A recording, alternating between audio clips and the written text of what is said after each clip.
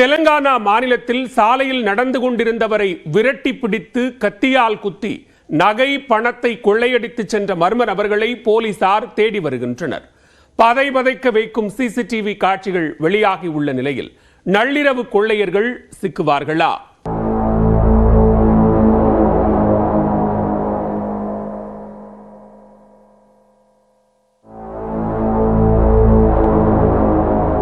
தெலுங்கானா மாநிலம் வாராங்கல் நகரைச் சேர்ந்தவர் ராகேஷ்.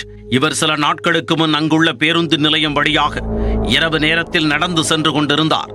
அப்பொழுது அந்த வழியாக ஆட்டோவில் வந்த 2 பேர் அதில் இருந்து இறங்கி ராகேஷை திடீரென தாக்கத் தொடங்கி உள்ளனர். சுதாரித்துக் கொண்ட ராகேஷ் அவர்களிடம் இருந்து தப்பி ஓடி உள்ளார்.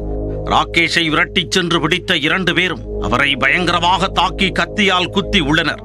படுகாயமடைந்து விழுந்த ராகேஷிடமிருந்து தங்கச் சங்கிலி, 4000 ரூபாய் பணம் ஆகியவற்றை அபகரித்துக் கொண்டு அவர்கள் ஓடிவிட்டனர். இரத்த வெள்ளத்தில் மயங்கி கிடந்த ராகேஷை அப்பகுதி வழியாக சென்ற பொதுமக்கள் பார்த்து உடனே போலீசாருக்கு தகவல் கொடுத்தனர். சம்பவ இடத்திற்கு விரைந்து வந்த போலீசார் அவரை மீட்டு ஆம்புலன்ஸ் மூலம் அருகில் உள்ள மருத்துவமனைக்கு அனுப்பி வைத்தனர். அங்கு தீவிர சிகிச்சை பெற்று வந்த ராகேஷ் சிகிச்சை பலனின்றி பரிதாபமாக உயிரிழந்தார். இந்நிலையில் ராகேஷ் மீது மர்ம நபர்கள் தாக்குதல் நடத்தும் சிசிடிவி காட்சிகள் வெளியாகி பெரும் பரபரப்பை ஏற்படுத்தி உள்ளது. ராகேஷை தாக்கி கொலை செய்த மர்ம நபர்களை பிடிக்க போலீசார் தீவிர தேடுதல் வேட்டையில் ஈடுபட்டுள்ளனர். நள்ளிரவில் நகை பணத்திற்காக இளைஞர் குத்தி கொலை செய்யப்பட்ட இந்த சம்பவம் தெலுங்கானா மாநிலத்தில் பதற்றத்தை ஏற்படுத்தி உள்ளது.